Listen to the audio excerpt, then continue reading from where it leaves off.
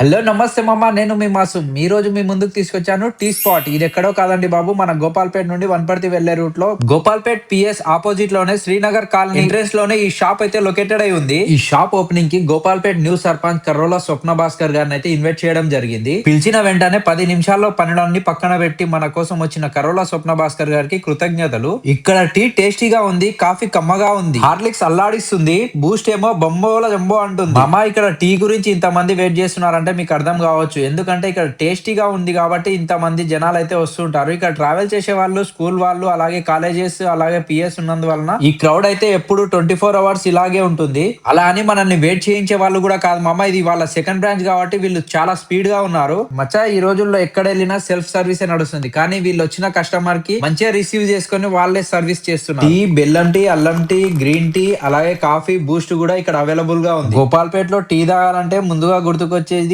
Tea స్పాటే. నీ అవ్వ తగ్గేదేలా.